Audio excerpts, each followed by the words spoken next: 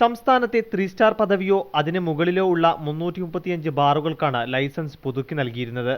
നിലവാരമില്ലെന്ന് ചൂണ്ടിക്കാട്ടി 418 ബാറുകൾക്ക് ലൈസൻസ് പുതുക്കി നൽകിയില്ല. ഇതോടെയാണ് ലൈസൻസ് നൽകിയതിൽ വിവേചനമുണ്ടെന്നാരോപിച്ച് ബാർ ഉടമകൾ സുപ്രീം കോടതിയെ സമീപിച്ചത്.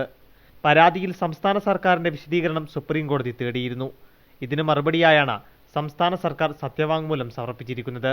ലൈസൻസ് പുതുക്കിയതിൽ യാതൊരു വിവേചനവും കാണിച്ചിട്ടില്ല.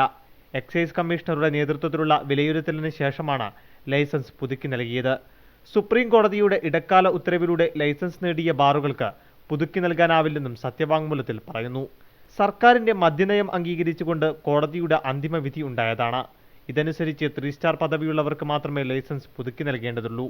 പുതിയ 3 സ്റ്റാർ ഹോട്ടലുകൾക്ക് ലൈസൻസ് നൽകേണ്ടെന്ന തീരുമാനവും കോടതി അംഗീകരിച്ച മദ്യനയത്തിലുള്ളതാണെന്നും സത്യവാങ്മൂലത്തിൽ ചൂണ്ടിക്കാട്ടുന്നു. സുപ്രീം കോടതി തീർപ്പാക്കിയ കേസായതിനാൽ പുനഃപരിശോധനാ ഹർജി നൽകാൻ മാത്രമേ ബാറുടമകൾക്ക് അധികാരമുള്ളൂ എന്നും സത്യവാങ്മൂലത്തിൽ വാദിക്കുന്നു. സർക്കാർ സത്യവാങ്മൂലം ജസ്റ്റിസ് എ കെ പട്നായക് അധ്യക്ഷനായ ബെഞ്ച് ചൊവ്വാഴ്ച പരിഗണിക്കും. മീഡിയ 1 ഡൽഹി.